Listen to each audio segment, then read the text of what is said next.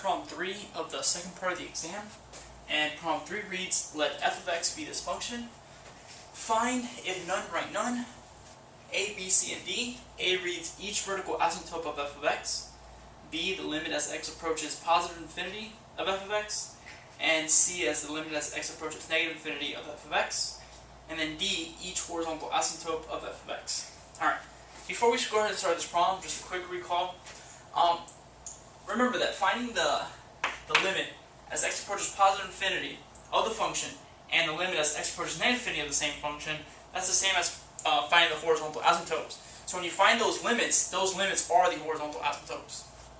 Alright, so we'll definitely need that for B, C, and D, because if we find B and C, getting positive infinity and negative infinity of the same function, we're automatically finding the horizontal asymptotes. So once we find these two values, we already found the answer to D.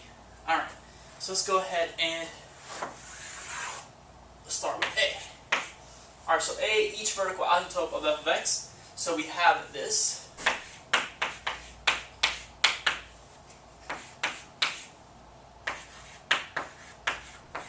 Alright, so in order to find the vertical asymptotes of a rational expression, we have to make the denominator equal to 0. So, set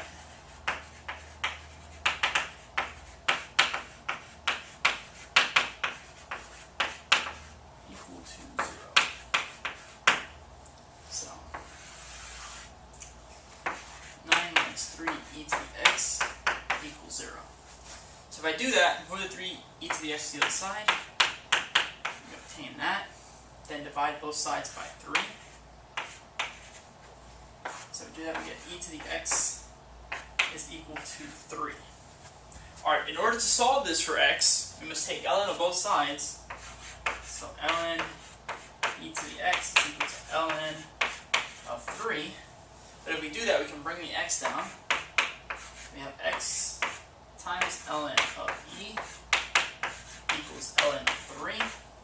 But ln of e is 1, therefore x is equal to ln of 3.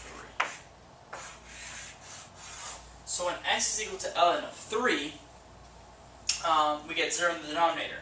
And that's going to be our vertical asymptote. So vertical asymptote is x equals ln of 3. So VA for vertical asymptote.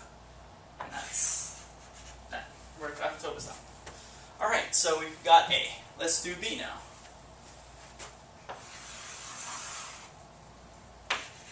So B, find the limit as x approaches infinity of f of x. So take the limit as x approaches infinity of this function.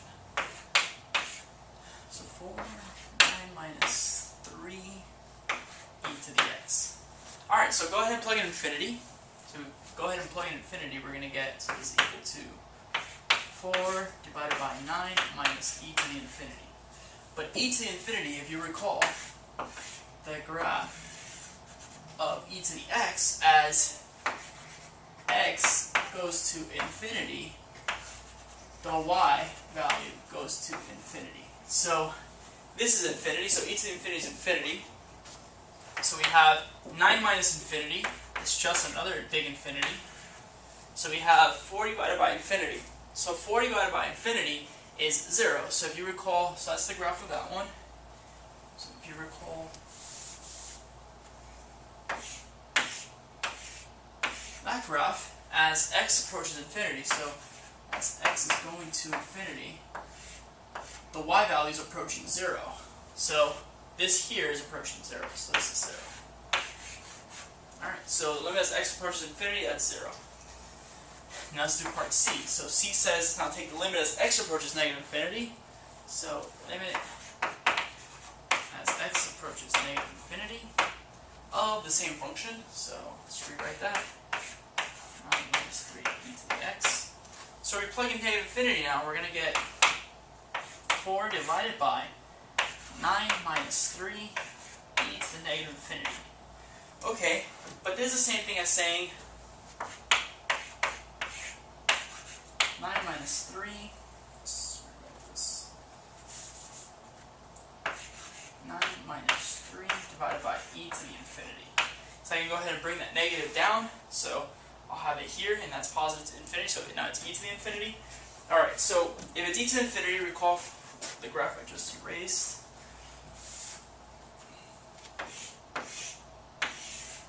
So that's e to the x, and as this goes to infinity, x goes to infinity, the y goes to infinity. So therefore, we have infinity here, so we have 3 over infinity, and that's the other graph I erased, so any number divided by infinity by a very big number is very close to 0, so that's 0. So we have 4 divided by 9 minus 0, but that's just 4 divided by 9. So we found the limit as x approaches infinity coming we found as x is approaching positive infinity and x is approaching negative infinity. We got that 0, 0, and that's 4 over 9.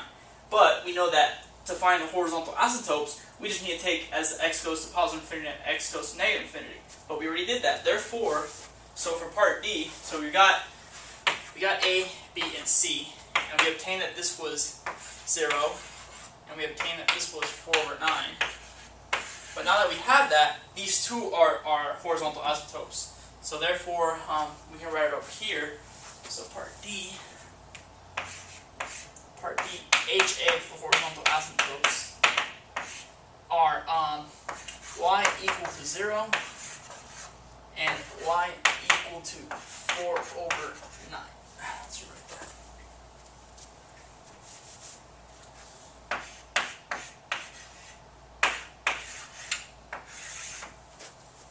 Alright, so that's that. So very important, limit as x approaches positive infinity and the limit as x approaches negative infinity is the same thing as finding our horizontal asymptotes. So in this case, we found our horizontal asymptotes right here. All we had to do was just know that that's what we found to plug it in here. Alright?